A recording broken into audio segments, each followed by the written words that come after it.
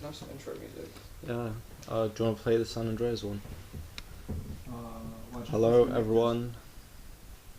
Yeah, we're just waiting here. We're waiting to get started. Should I play the instrumental? Yeah. Is that all good? Looks good in the chat.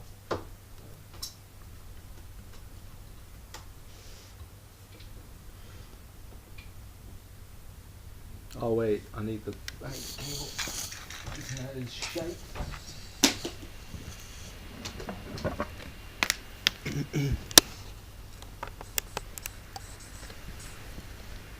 Oh, live now. See the red button?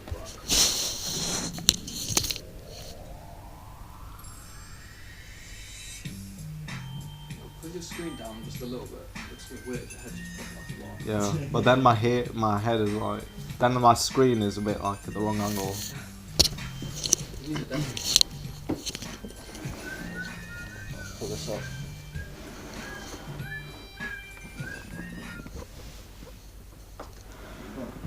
Loading, buffering. Yeah, I think you guys are actually taking like all the fucking band break with fucking Nah, it's screens. because you're in Harry's room. I got like 3 bars. I don't know. So usually the internet's quite intermittent up there. Nah, because it was really slow yesterday as well when you guys were streaming. Right. But yesterday was also like Elton streaming some stuff, so Yeah. Perhaps. Not sure what first was streaming it. Oh no, we got 0 views. Should we make a tweet or something? I feel like there should be some kind of way to like introduce like it's happening now, say like starting on social media. Because it's kind of like unheard of if they've forgotten by now. ignition. Do that. What does that mean? It's ignition now, man.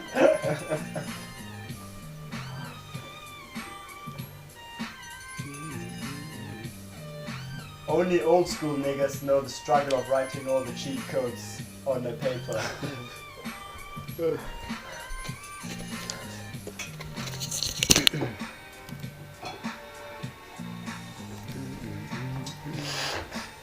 of that talk on the live stream, Barty. We got viewers. Wait, you guys, not fair enough. Yeah, I'm gonna dip now then. So if you want. Someone should connect to the speakers then. That's alright, we'll let it fade out. So, should we give it a few minutes or start now? No, we should give it a few minutes, I think. It's not even 9 yet. I'll put it on mine. Punctuality is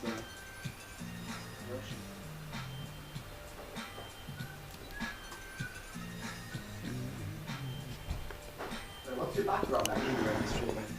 The wall there, yours, the wall there, I don't know. Yeah, what do I search? To get this song? I searched GTA intro song.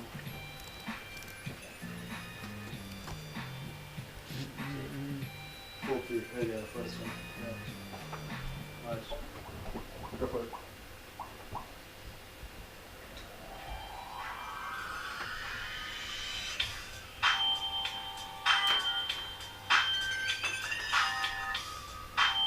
Okay.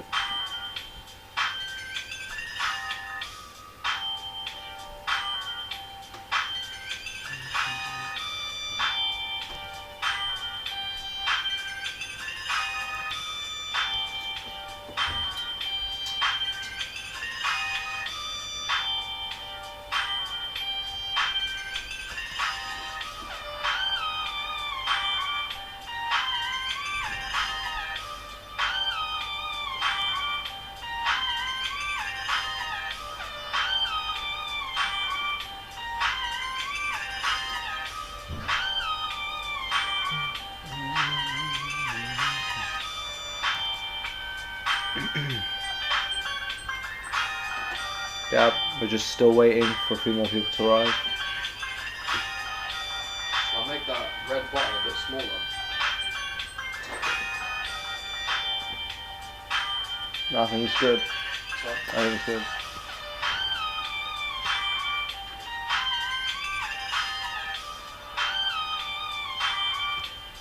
Actually, maybe so it's the same height as the text.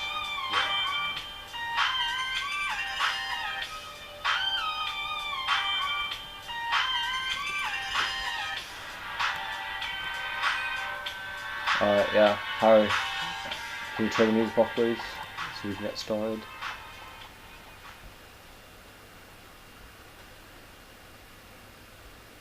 Okay, hello everyone. Tonight we're going to be teaching you how to basically we're going to be teaching what models are and how we can use what the things that we learnt yesterday in order to basically make them work and do what we want. So this is essentially trying to explain what models are. So a model is a function which takes in an input and it gives us an output. But it's not just any function, it's a function that we want to get to do a specific thing.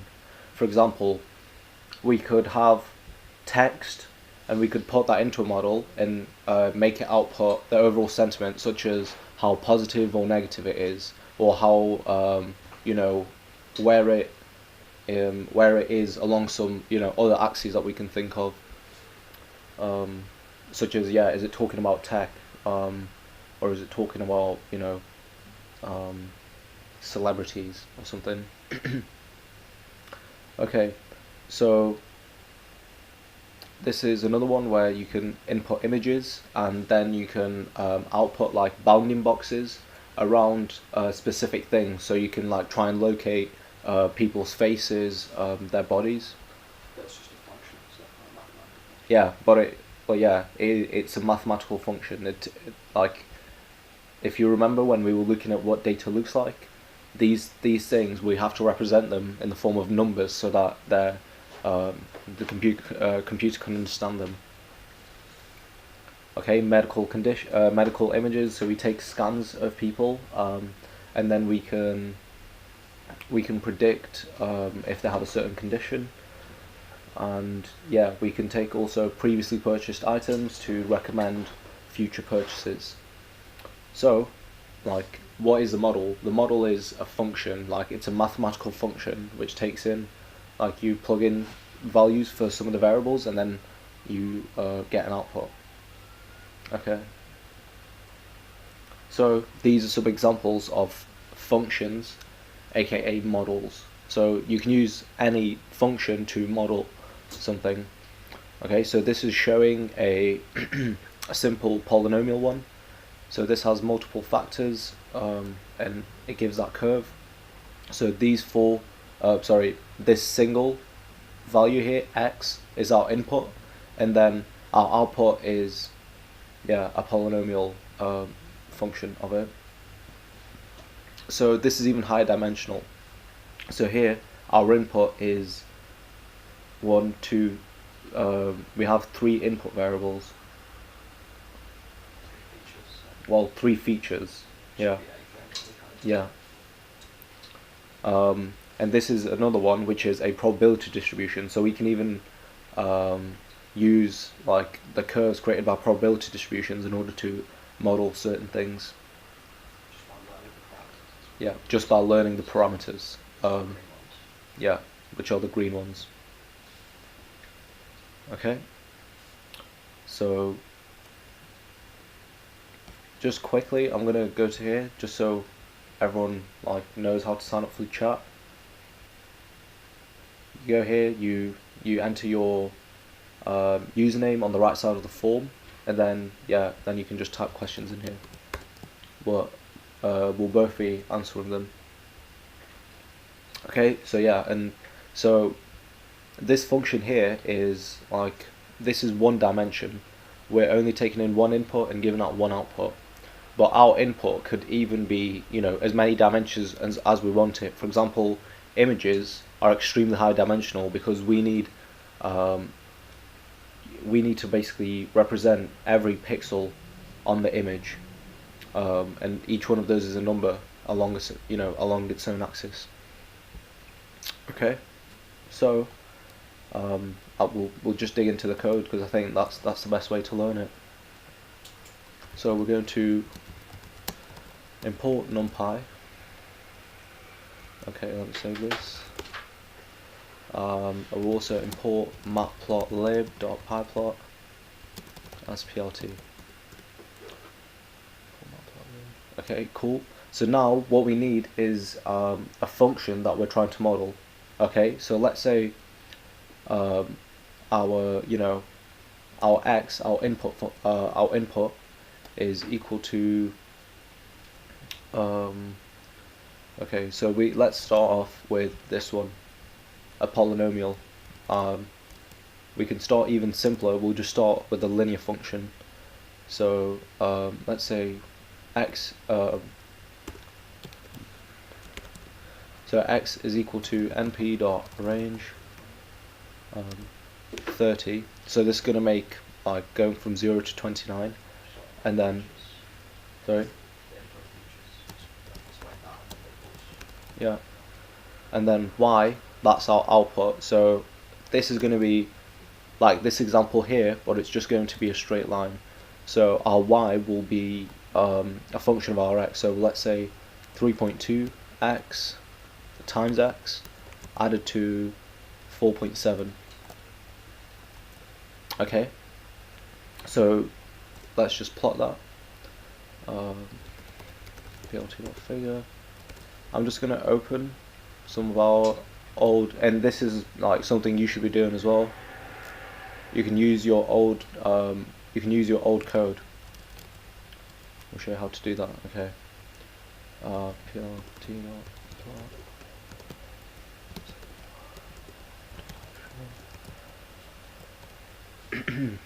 Okay, so this is what our function looks like. That's our input. I'll just do labels.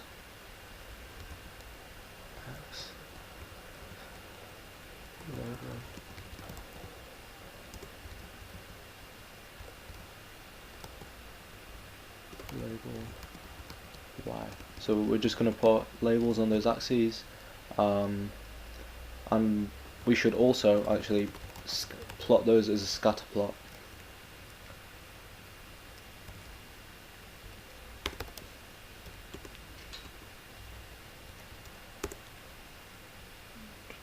Okay, yeah, so these are the data points that we have, right?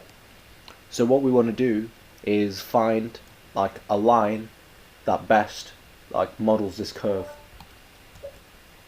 Okay, so let's say we're going to like our model for the line, like we can plot this data, right, and we can see that it's a straight line. So we know that in order to model like this input output relationship, that we can just use a linear function. So a linear function looks like this. Okay, so we like created this data, so we already know what the two parameters are, m and b, right? We already know what they are because we created that fake data. Or actually, what we'll do is add noise to this. Random.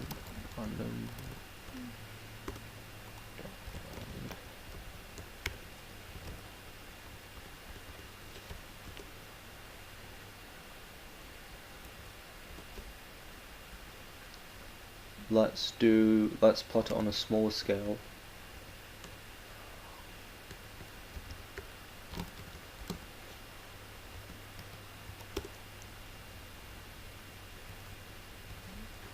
No.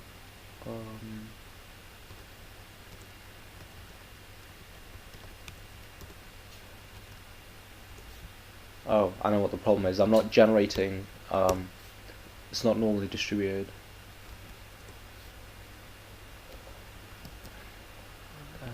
More noise.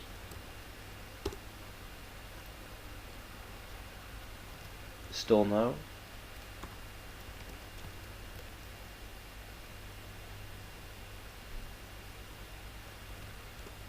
Oh, I know what the problem is. The problem is that I'm adding the same noise to all of the data points. Okay, so what we need to do is generate a vector. So we need to generate this vector, the length of our input data. Okay, there we go. Right, so that's the data that we want to fit. Okay, and what I'll do is actually is I'll set the seed. So that means that when we generate random numbers, we'll generate the same one every time, just so we have consistency for this tutorial. So we can see like how it develops. Every time this program, not for the same numbers.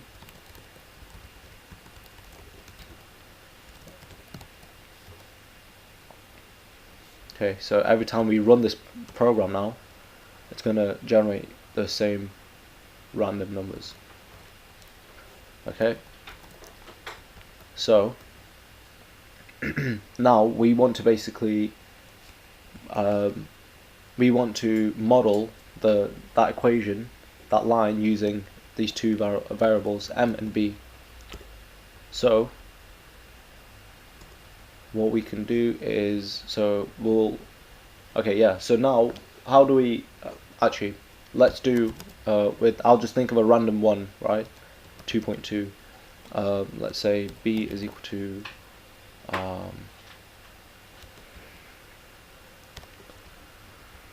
let's say minus 0.2.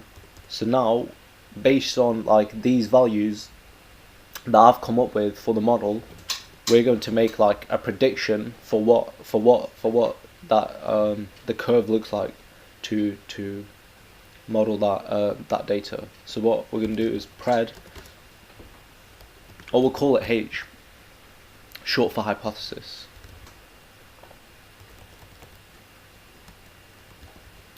Prediction is equal to m times x plus b. Okay, so now we'll do PLT. We'll just plot our prediction. Okay, so H, and we'll plot that in green, let's say. Okay, you can see that this model is bad, right? That doesn't fit that data. It doesn't model it well. So like this model, for example, when x equals 2 predicts y equals 2.8, when in reality it's like 11. So how do we know how bad it is, right? What we basically need is a measure. So we can basically, let's say, try random different lines, okay? But we need a measure to know how bad they are. So how do we measure that? Well, in this case, we're going to use like the mean squared error, which is the distance between these two squared. Okay, and we do, yeah. I don't think they can hear me. Okay. So we should repeat. Okay, sure, yeah. So yeah, let me just plot that. So now what I'm going to do is I'm going to do the correct prediction, just so we can see it. Okay, so yeah, the cost here is the mean squared error, right? It's the sum. You take the sum of all of the differences between all these points squared, and these points, yeah, the blue ones represent our data, and the green one represents our hypothesis, right? The blue ones are basically the y is the label. Okay, so the reason we square it is because we want essentially to make the negative ones positive. So we just that's a simple mathematical way of doing it. Okay, so let's write a function which calculates the cost, aka like the measure of how good a certain line is. Okay. Yeah, the cost is a measure of how bad.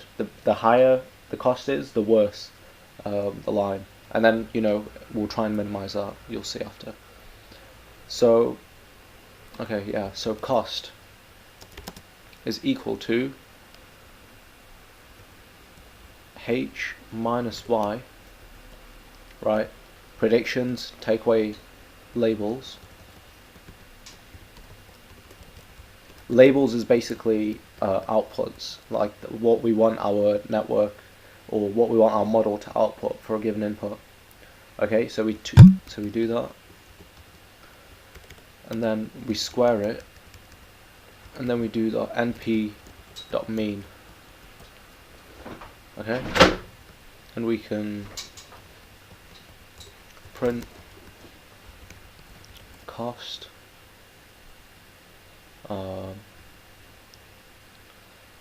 is that. Okay, so this line here has a cost of 0.7. Okay, now let's do another one and let's compare. So let's go back to our old one, minus 0.2 and 3.3. Give me invalid syntax. So I've done double dots. Okay, yeah. So we can see the cost there is 408. Like, that's significantly higher. So yeah, I hope that makes sense. If it doesn't, just ask in the chat. Yeah, if anything at all doesn't make sense, you can just ask it on the chat. Really easy. Okay, so now that we have a cost, okay, what I'm going to do initially is I'm going to simplify our hypothesis even further so that it's just based on one parameter. Okay, so this is going to be limited in how well it can model that line, but it's going to allow me to plot it, plot a certain plot that you'll see. Okay, so now what we can do is do a grid search using our old code over the values of m for this function, which is a coefficient there. Okay, we're just going to ignore the plus b part for a second. So yeah, so if you go to yesterday's code, which should be up on the GitHub,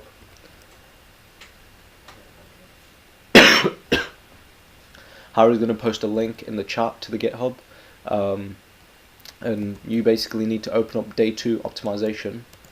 Okay, and we're just going to take this and copy it and paste it in here. Okay, and we're going to use this code to do a grid search over our values for m. Okay, and then we can try and find the minimum. Sorry, we can basically use this to do a search over m to find the value which minimizes our cost, aka the distance between our predictions and our labels. Yeah, you should put up 2 figures, one of the loss, one of the hypothesis, so you can compare them at the same time. Yeah, I'm thinking. Yeah, I've put in the actual loss curve on. Yeah, that's what I'm saying. Yeah. Okay. Cool. Then you can show the parameters vary over that, and you can show what the model looks like with those parameters in the hypothesis plot. Okay. Yeah. So. Okay. So now. And search equals 10. Okay.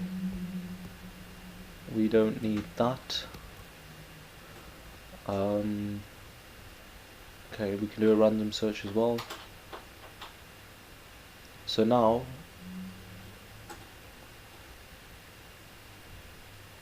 okay, cool. So here, what we're going to do is iterate over different values for m, and use that. Okay, so what we're going to do, so here x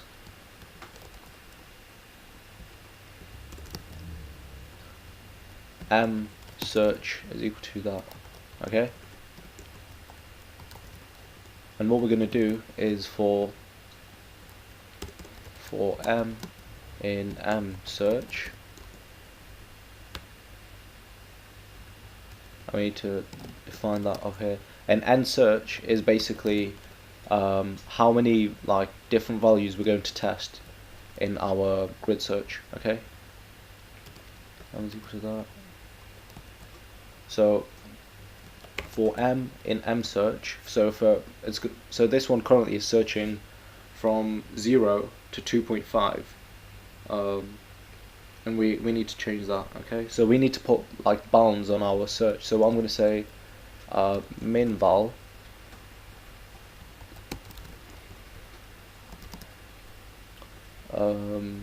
let's say is equal to minus 10 or minus 5, let's say. Search max val is equal to 5, and our step size, I mean, okay, yeah, we can do that. So now we're going to do from search min val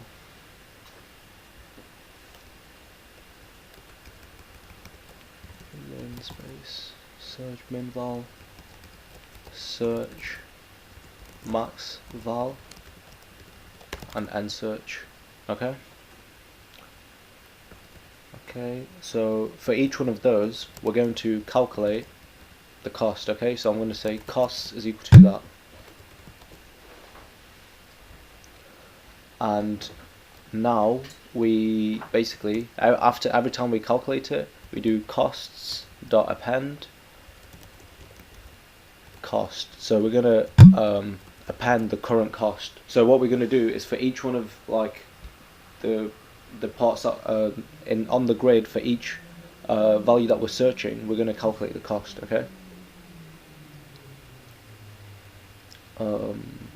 we can print the cost, we can leave the hashtag for now. Okay, and then after we've calculated all of that, we're going to do them just like before.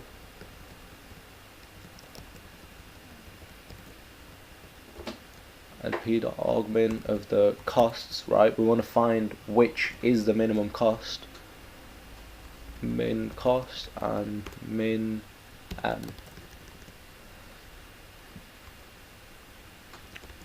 Search costs. Okay, so now we can print that. So lowest cost of min cost occurs at equals min m. Okay, so now so that previous plot was the thing about data. What I'm going to do now is do the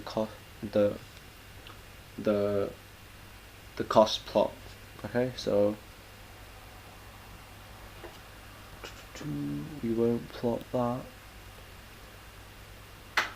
plt.scatter search costs. Okay, I need to plug my charger in.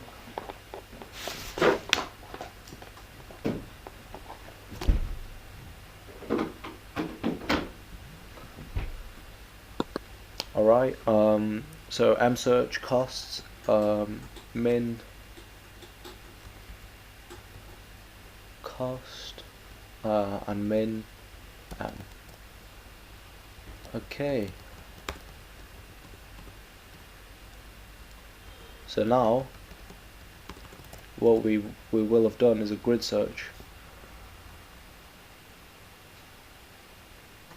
like that, and basically this is our this is what the curve for the cost looks like with respect to m. Okay, so let me just put labels on that as well, so it makes sense. M value cost.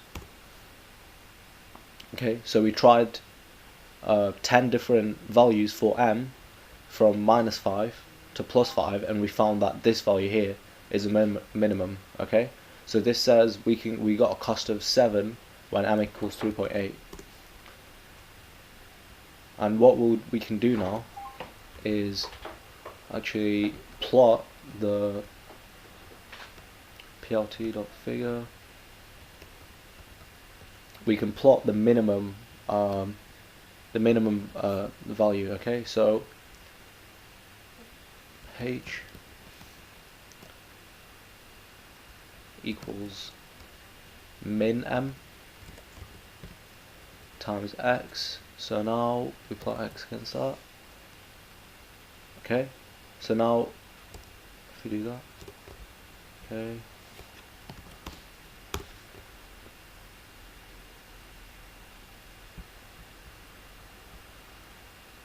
Okay, yeah, wait.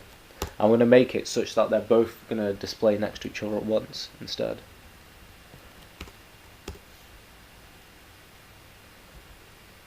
Okay. So this thing tried different values for the cost, and then this is basically the minimum that it found. Okay, so alright, I'm just gonna basically plot them both into one figure, so just give me a second. I have reusable code for that. I'm just gonna go to the, is it in the Academy of AI? It's in ML Easter Bootcamp. Nah, it's in a new repo. What are you talking about, old code? Old code, yeah. For what? For doing like what's it called? Like multiple figures on one plot. Multiple axes on one figure. Sorry. It's not hard though. Just make fig equals PLT or figure ax equals thing to add subball 1 2 1. Yeah. Then add subball 1 2 2. Yeah. And you have 2 axes. I found it already. Yeah. So sure. ML Easter Bootcamp. Yeah, I always use that actually as a, like I always go back and copy and paste code from there. Okay, so we add one subplot there. Ax 1 2. We'll do value and value cost. Okay.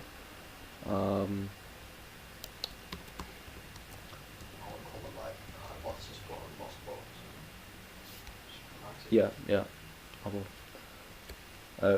Okay, and what is it, like 1 2 is like rows?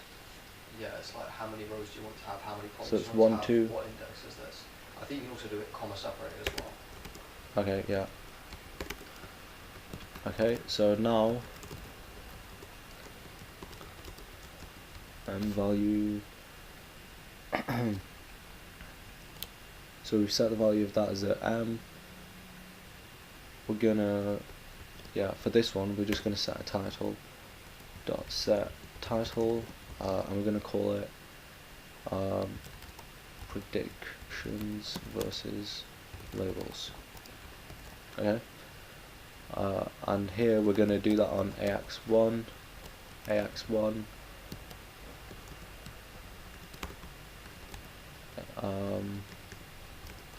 and this one we're going to do on ax2. Okay, so ax2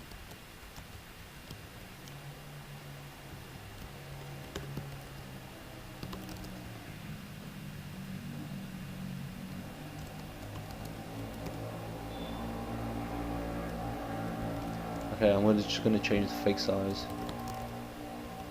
Fig size equals 10.5. Okay, so yeah, they're plotted next to each other. Now we're going to basically iterate through this one by one and update the plot, and we'll see what that looks like. So we're going to create this plot up here.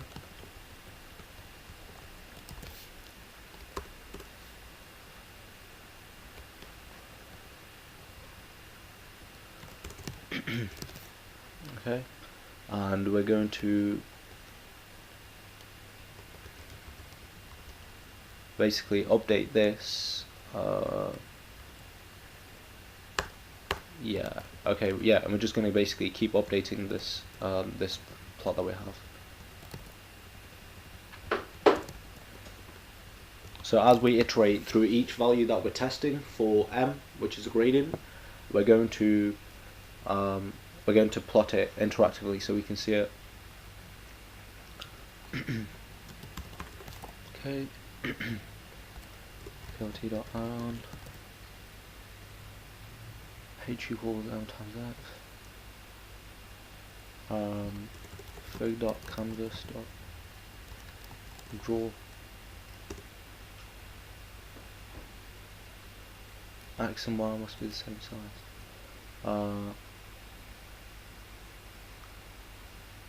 Wait, where was that giving me the error? In ax1 dot scatter. Okay. Oh right. So what? Instead of doing all of that, I'm just going to do it for the current m and the current cost. Okay.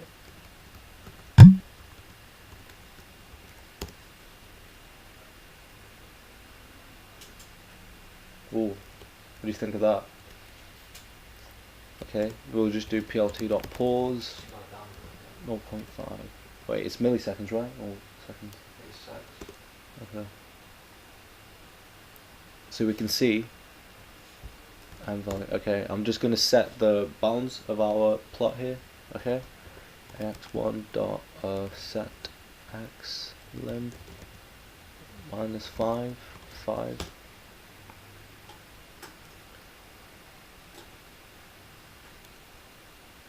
So we can see, as we're trying different values along this is updating and we're getting closer.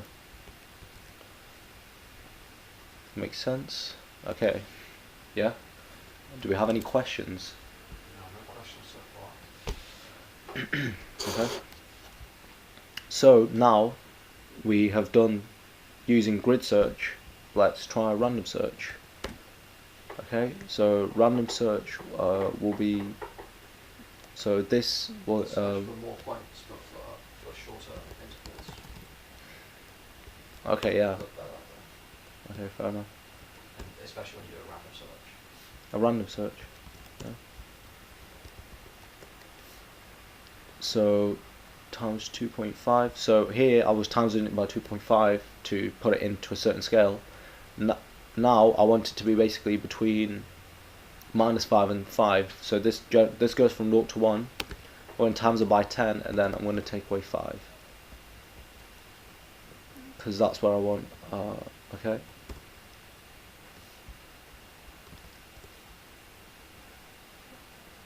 We'll increase the end search to, let's say, 30. You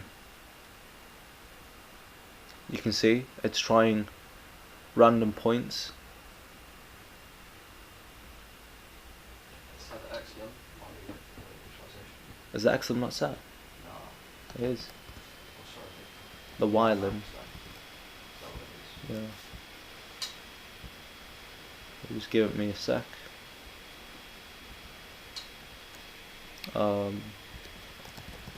I'm gonna set the Y limit here between 0 and 3000.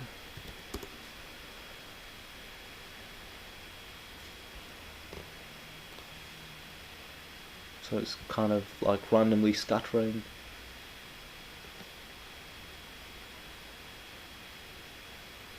I mean, that's the closest it got up there.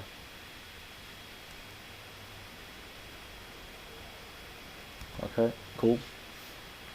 So yeah, that's basically how it works using grid search. Now, in grid search and random search, okay, so now we're going to try and do that using gradient descent instead. Okay, so I'll do search over single parameter. So here a parameter is a value, a variable that we're trying to find an optimum value for. So in this case, m is a value, is a variable which we're trying to find the value for, where it minimizes the cost. Okay, so yeah, now we're going to comment that out and basically try and do that using gradient descent instead. So what will happen is that it will continually get better.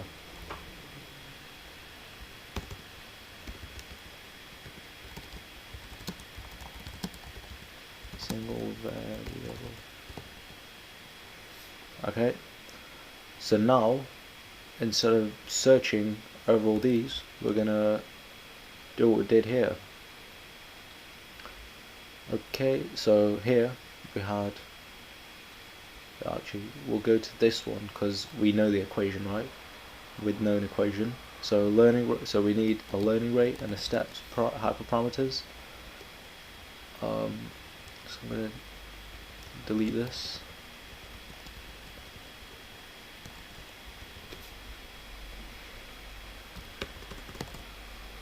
Okay, and now, okay, so now we need to randomly initialize our current weight values. Okay, so learning rate equals 10, steps equals 10. This is creating our plot, plotting stuff.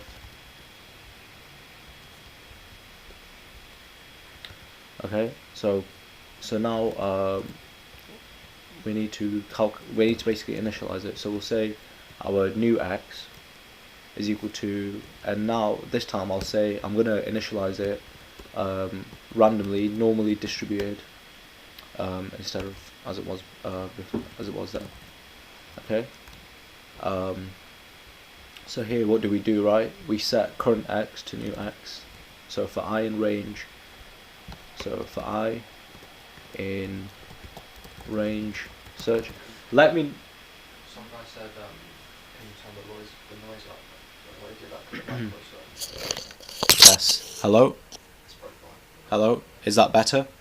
Yeah. I don't know about people. Okay. Yeah. What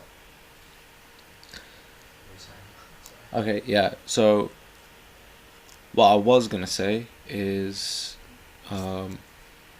yeah. Let me know also in the comments if it's distracting that I keep on switching between old and new code, and if you prefer me to just write it from scratch again here. I mean, the only reason I'm doing that is to show you how I would do it really, like in real life. Like, you guys have this code after like I'm finished with it, and you can just do the same thing and reuse it and basically make it faster, like to write all the code. Okay, so we also need to basically write our function in that format so we can call it and return the derivative of it. Okay. Although, actually,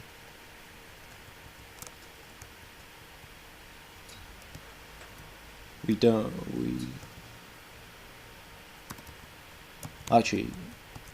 need, because here's the difference is that we don't have a function, rather we have a data which is noisy, right? So we can't like represent it purely as a function because it's noisy. So but we can make this thing my function deriv, which will return us the derivative of a function given the x value. Okay, so here we can see it is, it's pretty simple to like y equals mx, right? That's our model. That's how we're representing the function. Oh, actually, yeah, wait. What am I saying? We can do that. We just do actually, no, we can't. Okay, never mind.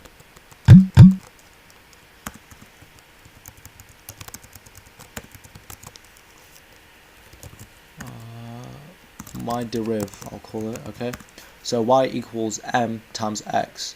So what is the derivative of this function with respect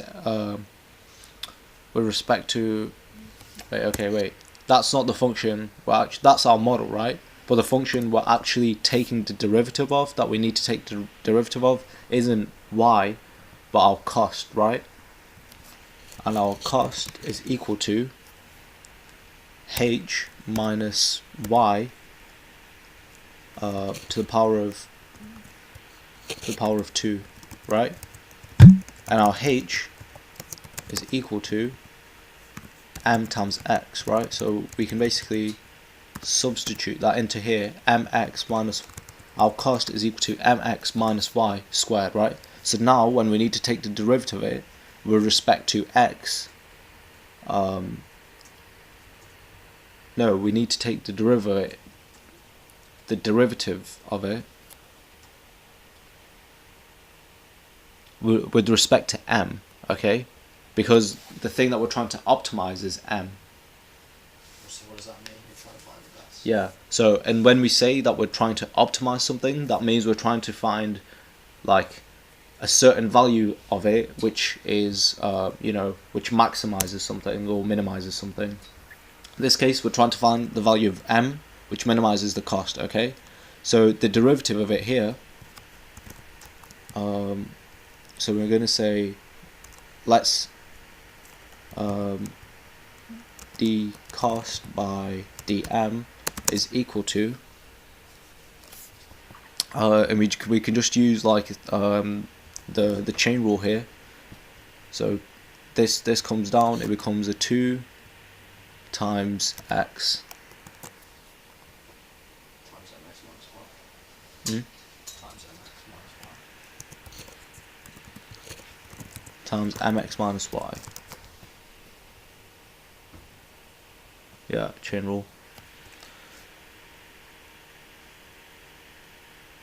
Okay, cool.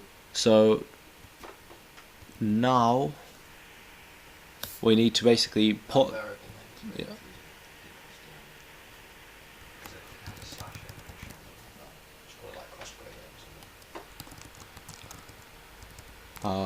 Cost gradient. Okay. These aren't real variables though. No, I was just saying. Okay, calm. Yeah. Okay. So my deriv. So what this is going to do is it's going to take in an x value, and it's going to take in a h minus y. So that's 2x multiplied by mx minus y, which is equal to 2x multiplied by the square root of our cost.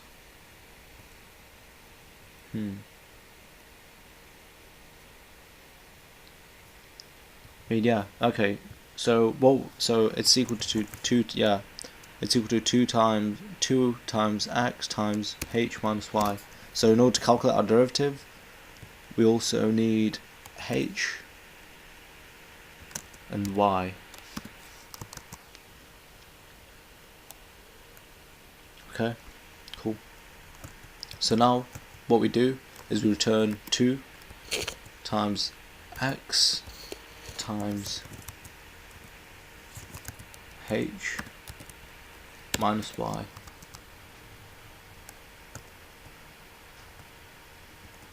Okay. Keep using like the intuitive explanation of stuff. So h minus y is the difference between predictions and Okay, likelihood. yeah. And I'm gonna put that here so we can see it. Yeah, and h, yeah, and Just explain what that equation means. yeah, this equation, yeah, end to end is 2 times x, which is our input the input values, multiplied by h, is our prediction, which is our prediction. Take away y. So this is the difference between our predictions and the actual labels. Then we just multiply that by 2x, and that just comes from taking the derivative of this. Okay. And we take the derivative so we can know what direction to update the parameter m in order to reduce the cost.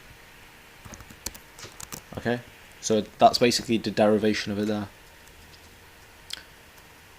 Alright, nice. So now, okay, we've got a current x, we've got the current y, right? So our current y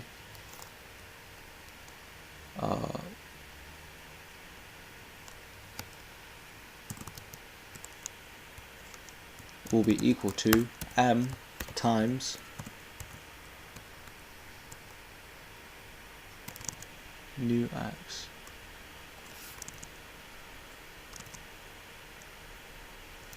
Okay, cool, yeah.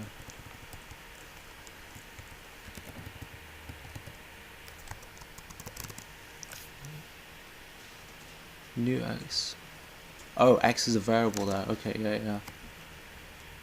New m. that's what we need to do. What am I saying? Okay, yeah, so I just forgot to convert it between those two things. Okay, current y. So current. So we're going to say h is equal to m times x, yeah? New m times x. And then once we have a prediction, we do our cost is equal to,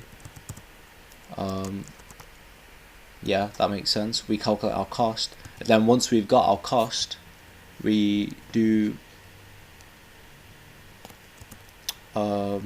derive, like let's say the derivative is equal to my deriv of x h y. So x h and y. Wait, what is?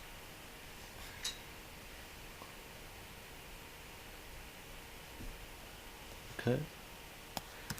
That needs to be capital H. Okay, then once we have calculated our derivative, we say, like here, our new m is equal to our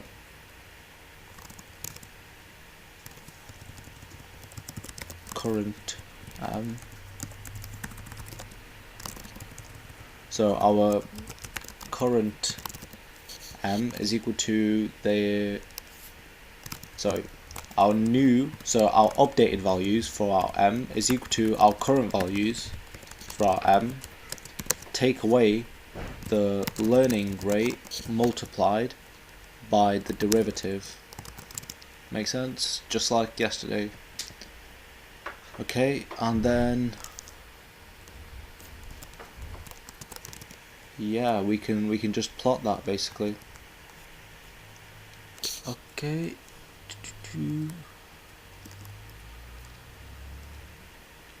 Search for iron range, so it shouldn't be search, it should be steps.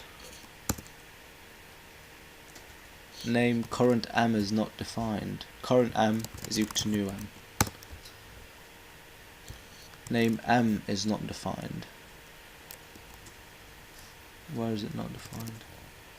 ax1.scatter.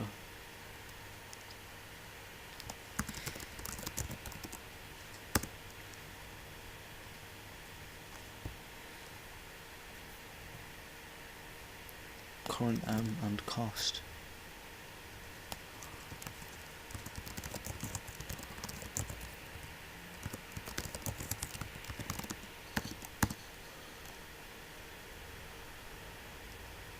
What is going on here? Okay.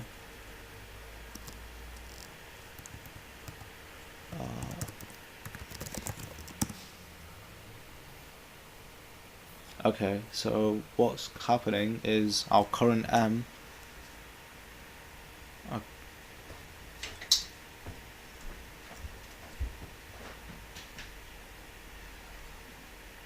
what are we doing?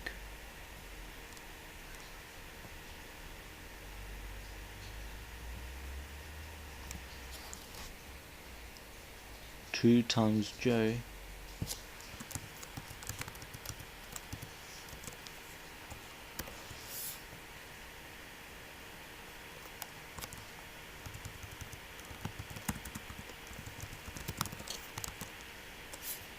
Two times cost times x. Yeah.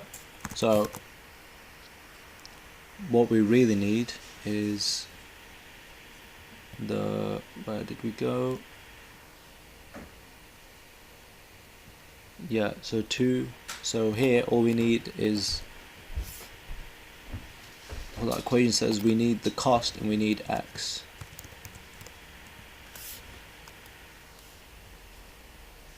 No, is that right? Yeah, Harry, look what I'm doing. Mx minus y. So the derivative here, I'm doing 2 times x times h minus y. Right? So then x, so h minus y is a vector, x is a vector, so if I do that times that times that, I get a vector. Element-wise of that, and if it's only for one example, then you don't need to sum it. Sorry? Is it just for one example, right? At a time, you're not batching it. Oh no, I'm doing them all at a time. You're doing them all the time. Yeah. Transpose of x then, because the vectors are the same size, so if you transpose them, it'll come out as a scalar. Is that what you want? I guess so, yeah. I'd just do the dot of them, right? Yeah. Yes, there we go. Okay, because they're vectors, we need to do the dot product, whereas that was doing the element-wise. So you can see here how gradient descent is updating. So we start here, we overstep, and then we slowly, sink into there, just like here. So we take a big step this way, and then we just try and implement it with a more complex model. Do that. In the last 10 minutes, with quadratic. Yeah. Okay, so now let's say our output function is more complex, right? The thing that we're trying to model, and it's not just a simple linear function, but I wouldn't bother putting in the x term. Just make it purely quadratic plus constant. So you might have to include more weight updates. yeah. Just So- like x squared plus 7. Yeah. No, I'm adding that to the thing. Okay, so let's say It's the our domain of it as well, and then you'll be able Yeah. to see how that function can't do the job it's meant to.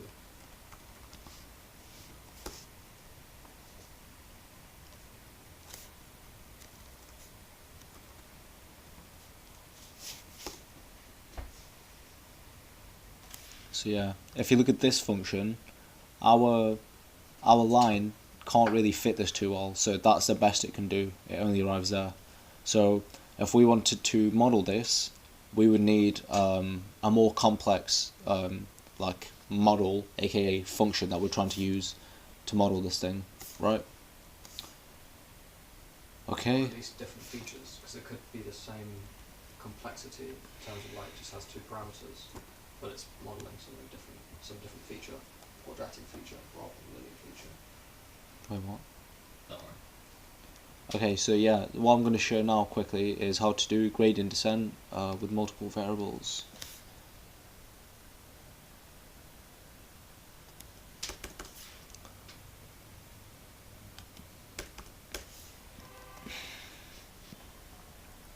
So we can actually just quickly go back to our old example here.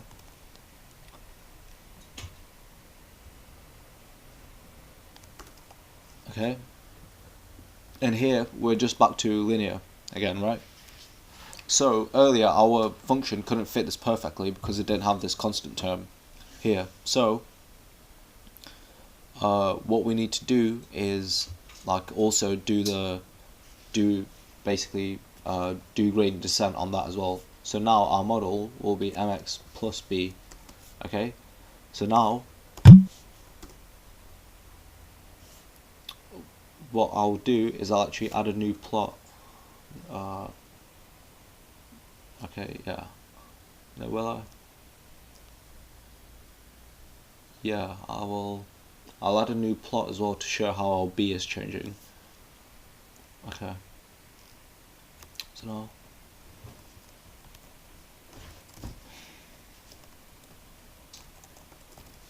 take 3, 3, 2, 3, 3.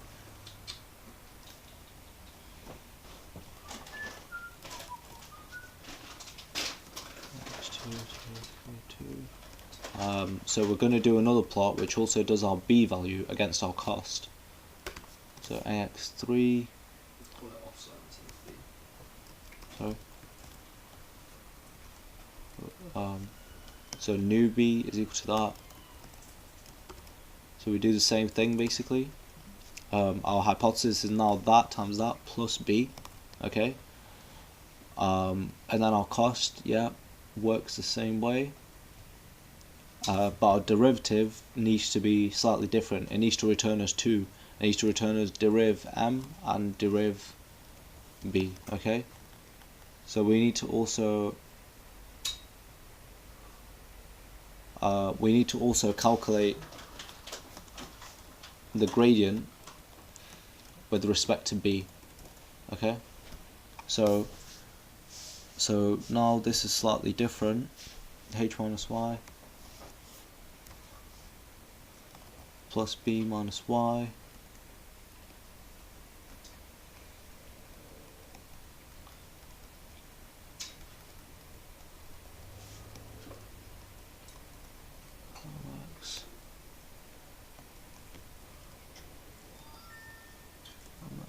plus b minus y.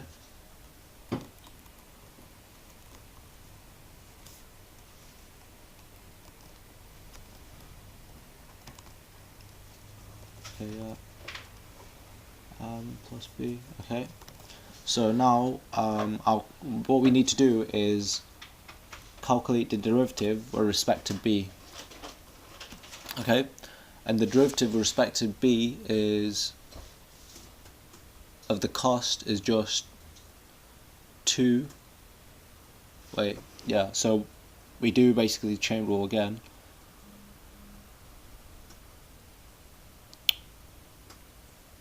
B. So d cost by b. So if I want to derive with respect to b, I do 2 times this, and then the derivative inside here of b is just 1. So then it just becomes 2 times h minus y.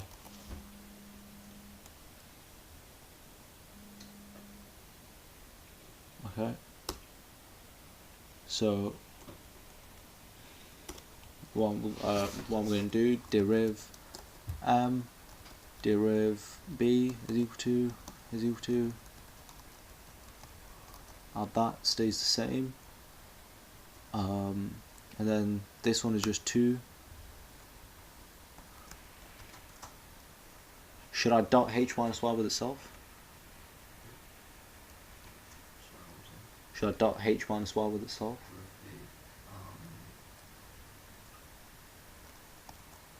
Yeah, well, whatever. It just needs to be the right shape. You can't get it wrong with them. So do a dot of the vectors and then do a dot of that and the other. You can equally transpose them. What do you mean? 2h minus y though? Yeah. Just turn it into a column, into a row vector.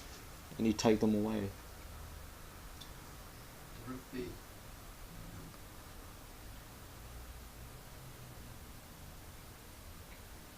That's times x as well as well. No, I don't think so. I mean that's the difference between m and b, isn't it? No, it's times x as well. No, because then it would just be the same as m.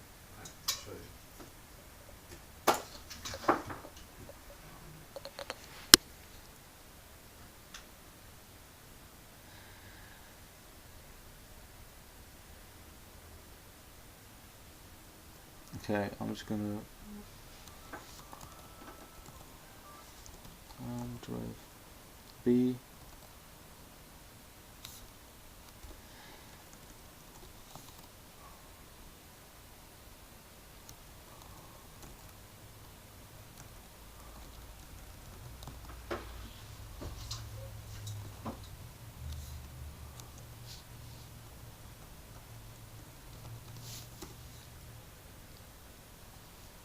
name b is not defined. Sorry, were you doing y this time? Yeah. Objective is not callable.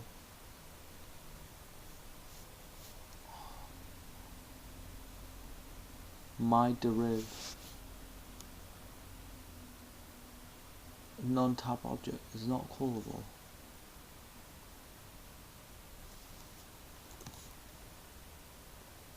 That is really weird. Oh, deriv underscore m deriv underscore b. Okay. So now, oops, that is not doing it right. Okay, so there's some sort of error here.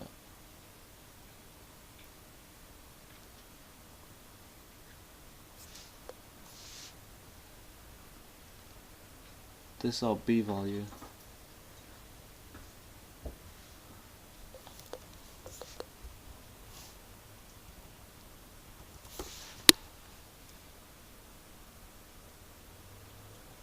So our B value is jumping really high.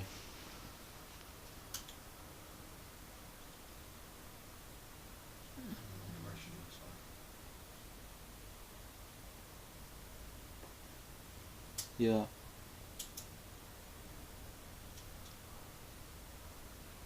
What is? Let's see. I mean, yeah. I'm just gonna fix this as I go along, right? So let's just go. You know, linear regression, gradients.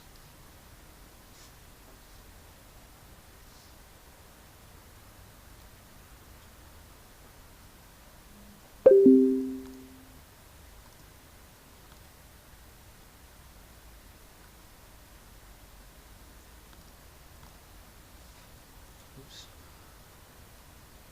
Oh.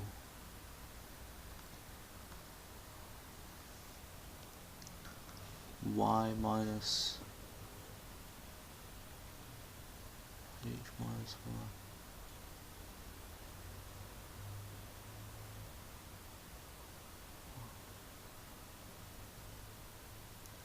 2/n. Maybe the learning rate is too high because I'm not averaging it.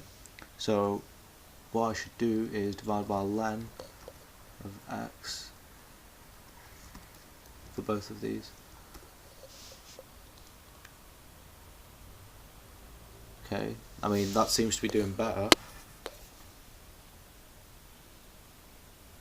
Oh, I only did 10 steps, let's keep it going. Let's do it for 100.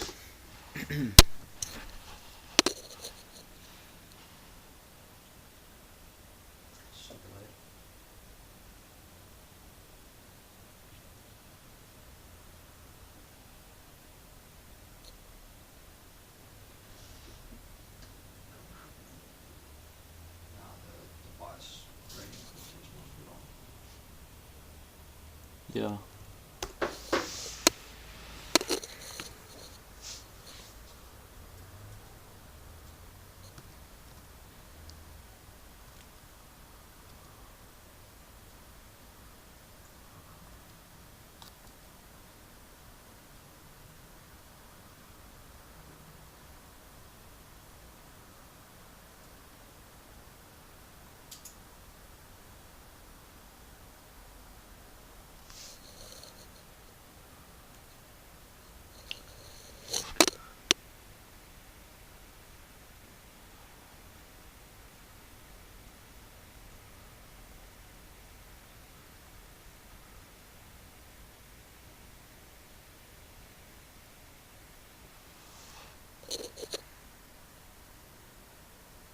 Oh, okay.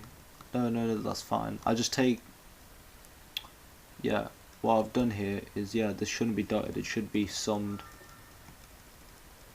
Okay, and then we just divide by the length of x.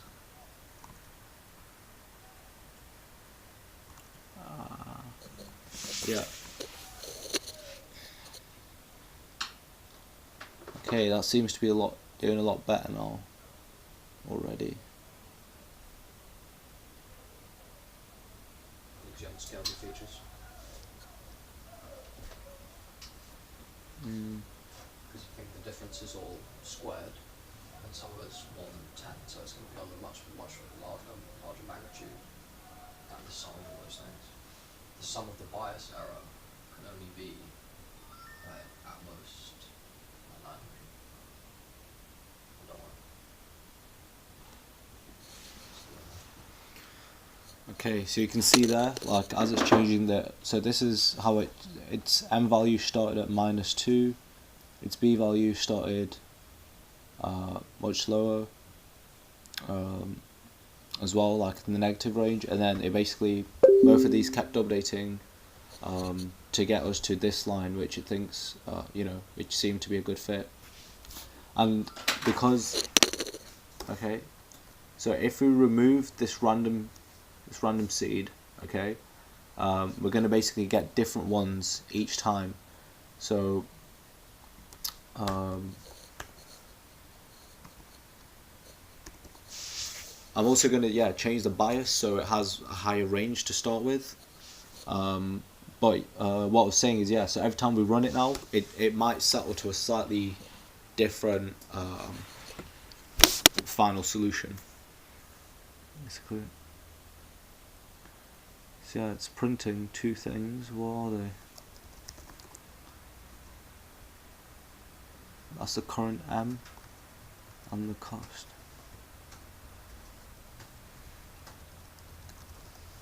Does anyone have any questions? As long as I just get an error. Yeah? Yeah, you're pretty better to answer it than I am. So. Okay.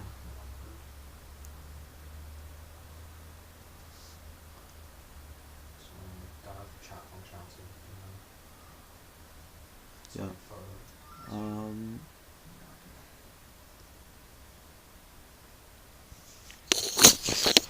Okay. Hello. Who is having an error?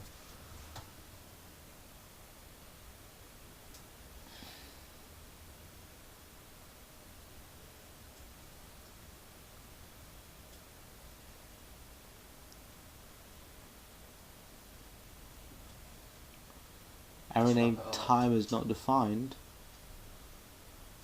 Yeah, Okay. let's wrap it up and tell them to send it to the hackers at the Hacker Hustle email, and we'll email them back to them corrected.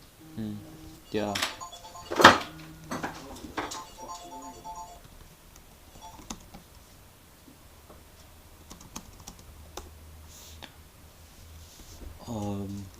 So try importing time at the top. Otherwise, just send us an email or book an office hours and we can help you solve whatever problem you're having. We'll end it there. It's been another day of Hacker Hustle. It's been another day of the month of Amal. Tell your friends and make sure you get a ticket for the event this Saturday, which is going to be about how to basically make an ML application and deploy it so people can use it, so you can reach users. Alright, cool. Thank you guys for coming. Peace out. Haroon Hacker out. Hustle.